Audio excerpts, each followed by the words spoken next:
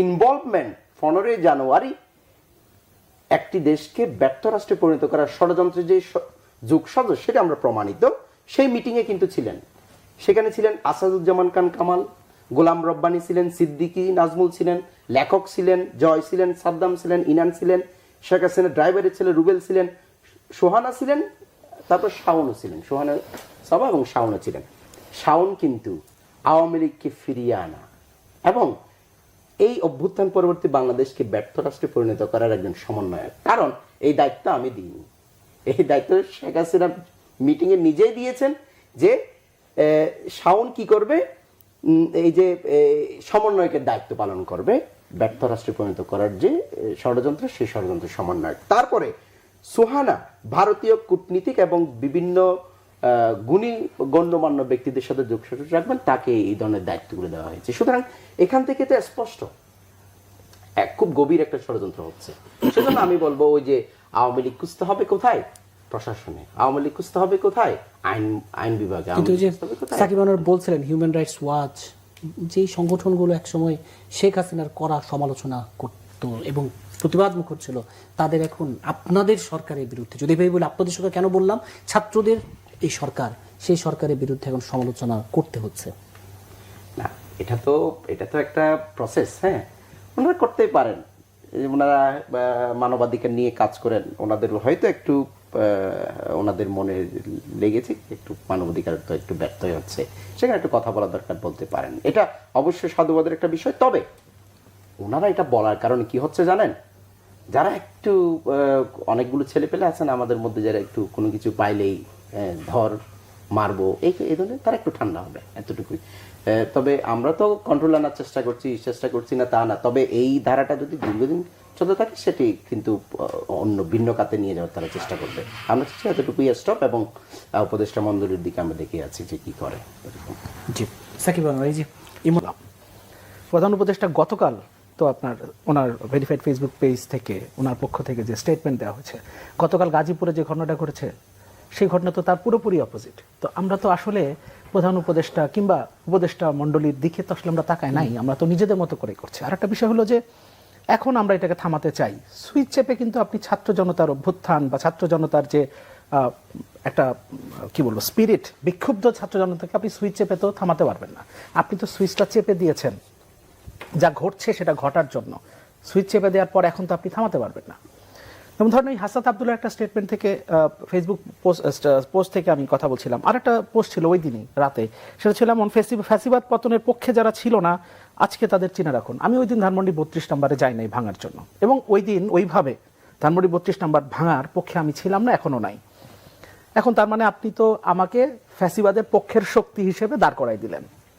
এখন 5 আগস্ট পর্যন্ত ব্যক্তিগতভাবে আমি বা আমার দলের ভূমিকা আসলে কি ছিল সেটা তো আসলে আমি নিজে তো জানি। তাহলে আপনি যে আমাকে মুখোমুখি দাঁড় করাই দিলেন, এইভাবে শুধুমাত্র আমি তো একজন সাকিব আনোয়ার না, এইভাবে যে আপনি দেশের মধ্যে একটা বিভাজনের জায়গা তৈরি করলেন, এটা তো ভবিষ্যতে খুব ভালো কিছু বয়ে আনবে না। এই বিভাজনের জায়গাগুলোকেই কিন্তু আপনার লুপ হোল হিসেবে কাজ করবে আওয়ামী লীগের জন্য। এই বিভাজনের জায়গাগুলো দিয়েই কিন্তু আবার আওয়ামী লীগ এখানে পেনিট্রেট করতে পারবে। সুতরাং এখন ঐক্যের প্রয়োজন। এখন আপনি বলছেন যে রিবিল্ড বাংলাদেশ, এটাকে তো আমরা সমর্থন করি, কিন্তু এই কথাটা আমাদের তো শুরু থেকে আমরা বলে আসছিলাম। হঠাৎ করে কি এমন হলো যে আমরা শেখ হাসিনা চাচ্ছে দেশকে অস্থিতিশীল করতে, আমরা নিজেরাও সেদিকে পা দিচ্ছি। একটা কথা উনি বললেন যে এখন প্রশাসনের মধ্যে, পুলিশের মধ্যে এখন আওয়ামী লীগের দোসররা আছে, তাদেরকে চিহ্নিত করতে হবে, এবং উনি নিজেই বললেন যে সরকারকে জানাতে হবে যাতে তাদের বিরুদ্ধে ব্যবস্থা নেওয়া হয়। এই প্রত্যেকটা ঘটনার ক্ষেত্রেই তো আমরা সেটা করতে পারতাম, যে আমাদের মনে হয় যে ধানমন্ডি 32 এটা ফ্যাসিবাদের তীর্থভূমি, তাহলে এটা ভেঙে ফেলতে হবে, ভেঙে ফেলে সেখানে অন্য কিছু তৈরি করতে হবে। এটা যদি আমাদের মনে হয়, আমরা তাহলে গভর্নমেন্টকে বলতে পারতাম। আমরা গভর্নমেন্টকে একটা অকার্যকর গভর্নমেন্ট হিসেবে সারা পৃথিবীতে কেন প্রমাণ করতে গেলাম?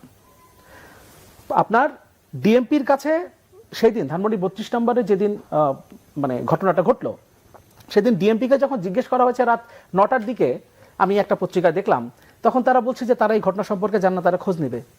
ঠিক একই রকম বিষয়গুলো কিন্তু আমাদের নিশ্চয় মনে আছে। শেখ হাসিনার সময়ে ঠিক একই ধরনের ঘটনা ঘটতো। কোথাও আমাদেরকে ধরেন একদম মানে আমরা হসপিটাল পর্যন্ত চলে গেছি, পুলিশের কাছে গেলেন আমরা তো জানি না, আমরা এখন খোঁজ খবর নিব, আমরা ব্যবস্থা নিব, আমরা খোঁজ খবর নিয়ে ব্যবস্থা নিব। ঠিক একই ধরনের বিষয় হলো এই যে বিষয়গুলো আমি এখন আন্তর্জাতিক বিশ্বে শেখ হাসিনাকে কিংবা আওয়ামী লীগকে এখন নিপীড়ক থেকে হঠাৎ করে নিপীড়িতের দলে ঠেলে দেওয়ার একটা মানে আমি দিচ্ছি না, কিন্তু আলটিমেটলি শেখ হাসিনা এটাকে কাজে লাগানোর চেষ্টা করবে, আওয়ামী লীগ এটাকে কাজে লাগানোর চেষ্টা করবে। আবার ধরেন ভারতের কথা বলা হচ্ছে, ভারতও তাকে আশ্রয় দিচ্ছে, প্রশ্রয় দিচ্ছে। এখন ভারত এই ঘটনাগুলোকে জঙ্গি কর্মকাণ্ড হিসেবে আন্তর্জাতিক বিশ্বে উপস্থাপনের চেষ্টা করছে। বলেছে যে এগুলো তার ব্যক্তিগত মত, শেখ হাসিনা যে বক্তব্যগুলো দিচ্ছেন এটা ভারত বলছে, কিন্তু ভারতের এই বক্তব্যকেও তো নিশ্চয় আমরা সমর্থন করতে পারি না। আপনি যদি ব্যক্তিগত মত বলেন তাহলে আপনি ব্যক্তি শেখ হাসিনাকে তো আপনি সেখানে আশ্রয় দেন নাই নিশ্চয়ই। ব্যক্তি সাকিব আনোয়ার কখনো ভারতে গেলে আমাকে নিশ্চয়ই বসায় সেখানে খাওয়াবে না। শেখ হাসিনাকে আপনি ব্যক্তি হিসেবে তো দেন নাই, সে একটা ইনস্টিটিউট, কারণ সে এখনো আওয়ামী লীগ এখনো তো নিষিদ্ধ হয় নাই, সুতরাং সেই সংগঠনের আওয়ামী লীগ নামে বাংলাদেশের একটা রাজনৈতিক দলের তিনি সভানেত্রী। সুতরাং আপনি তাকে আশ্রয় দিয়েছেন, সেখানে থেকে সে যদি কোনো নাশকতা করার পরিকল্পনা করে, কোনো ষড়যন্ত্র করে, বাংলাদেশে যদি বিশৃঙ্খলা সৃষ্টির চেষ্টা করে, সেটাকে তার ব্যক্তিগত মত, তিনি তার ক্যাপাসিটি থেকে তিনি বাংলাদেশে এই যে কনফারেন্স কলগুলো করছেন, যে তিনি যে মিটিংগুলো করার সুযোগ পাচ্ছেন কিংবা বক্তৃতা দিতে পারছেন, এই ফ্যাসিলিটি আপনি তো তাকে দিয়েছেন।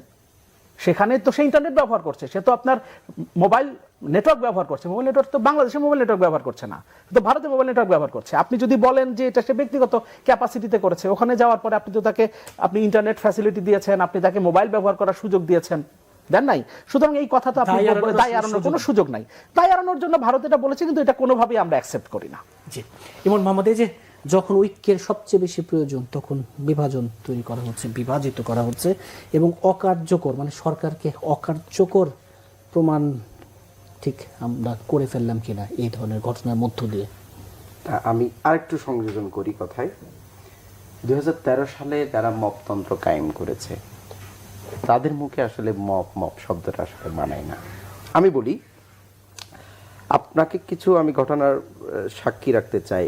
মাওলানা আব্দুল খালেক সাতক্ষীরার সাবেক এমপি জামাতের, ওনাকে কিন্তু বুলডোজার দিয়ে ওনার বাড়িঘর ভেঙে দেওয়া হয়েছিল। তাহলে বুলডোজার মিছিল, বুলডোজার অভিযান সেটা তো আজকের না, গতকালকের না, বা এক সপ্তাহ আগের না। তারপরে আপনি নিশ্চয় জানেন খালেদা জিয়ার বাড়িতে গ্যাসের লাইন, পানির লাইন, বিদ্যুতের লাইন বন্ধ করে বালি ট্রাক দিয়ে আটকে রাখা হয়েছিল, সেটিও আপনি জানেন। এটা ওয়ান কাইন্ড অফ মব কিন্তু এখন না, ঠিক আছে। সেগুলো এরপরে ব্যারিস্টার মধুদের বাড়িঘরও কিন্তু কি করা হয়েছিল, হামলা করা হয়েছিল। তারপরে যদি আমি সাংবাদিকদের কথা বলি, দৈনিক সংগ্রামের অফিসের সিনিয়র সম্পাদক আসাদ 80 বছরের, উনাকে কিন্তু একদম ছাত্রলীগ বলে গিয়ে পিটিয়ে নিচে নেমে মব করা হয়েছিল। তারপরে আমি মাহমুদুর রহমানের কথা নাই বললাম, আমাদের পত্রিকার সম্পাদক, ওনার কথা নাই বললাম, আপনারা জানেন। তাহলে এই যে মপ এই শব্দগুলো ব্যবহার করে যা হয়েছে এটাকে আবার লং লাস্টিং প্রসেসে নিয়ে গিয়ে অনেকেই বিভিন্নভাবে কাট খেলার চেষ্টা করছে, সেটাই আমি বলি এতটুকু।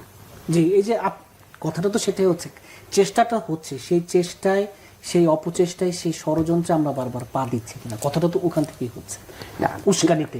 উস্কানিতে পা দেওয়া বিষয়টা না, উস্কানিতে পা দেওয়া না, মানে আমাদের বক্তব্য হলো যতটুকু হয়েছে। এখন আওয়ামী লীগ যারা, তাদেরকে ধরিয়ে দেওয়ার জন্য উপদেষ্টা পরিষদকে আমরা চাপ প্রয়োগ করব, এটাই আমাদের এখন সিদ্ধান্ত। কিন্তু এই যে সাকিব আনোয়ার বলছেন এবং রাজনীতির মাঠে কিন্তু এই আলোচনাটা হচ্ছে যে কিন্তু গত 3 দিনে বাংলাদেশের যে চিত্রটা আসলে পুরো বিশ্বে চিত্রায়িত হলো, সেটা তো একটা ভয়াবহ প্রভাব বা ক্ষতির কারণ হয়ে থাকলো কিনা। কোন দিক থেকে ক্ষতির কারণ? এই যে আপনি যেটা বলছিলেন, এই যে সারা দেশে এই যে নিউজগুলো কিন্তু হচ্ছে, সারা দেশে 35 জেলায় মানে সরকার কোনো কার্যকর ভূমিকা রাখতে পারছে না, যেখান থেকে বলা হচ্ছে ঠিক সরকারকে আসলে অকার্যকর এক ধরনের যে কোনো ভূমিকা রাখতে পারছে না। সরকারকে অকার্যকর না, একটা সরকার একটা অংশকে আমরা এই মুহূর্তে অকার্যকর বলছি, সেটা হলো স্বরাষ্ট্র উপদেষ্টা, ঠিক আছে। ওনাকে আমরা অকার্যকর বলছি কারণ উনি এগুলো বিরুদ্ধে যথেষ্ট পরিমাণে পদক্ষেপ নিয়ে ব্যবস্থা নিতে পারছেন না। হ্যাঁ, এরপরে করেছেন। ইয়েস, এরপরে এই যে সোহানা সাবা এবং শাওনকে ছেড়ে দেওয়া হলো, এটা কোন খাতিরে ছেড়ে দেওয়া হলো, সেটাও আমরা উপদেষ্টা পরিষদের কাছে প্রশ্ন রাখতে চাই। আমরা বসিয়েছি তাই মানে আমাদের সরকার, ওই সরকারের সবগুলো দোষ ত্রুটি আমাদের উপর চাপিয়ে দেওয়া হবে, সেটা না। সেটার প্রেক্ষিতে কি আমরা কিন্তু পাল্টা প্রশ্ন করছি, এই কাজটা কেন করছেন না? আপনাকে এই কাজটা না করলে অতি সত্বর পদত্যাগ করতে হবে। আপনাকে ওই জায়গায় জনগণ বসিয়েছে, আপনি নির্বাচিত নয়, ওই জায়গায় বসিয়ে জনগণের কথাটুকু আপনাদের শুনতে হবে। তাহলে আপনি এখন জনগণের কথা না শুনে যদি ওই জায়গাটা পাকাপোক্ত করে ধরে রাখতে চান, তাহলে তো আপনি লোভী একজন শাসক হয়ে গেলেন। অপারেশন ডেভিল একটা ভালো একটা পদক্ষেপ আমি মনে করি।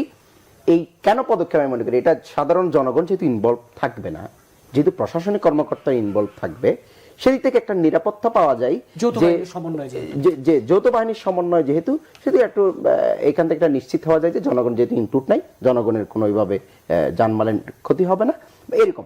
আর কখন ব্যর্থ হবে সেটা আমি বলেছি প্রথমে, জি।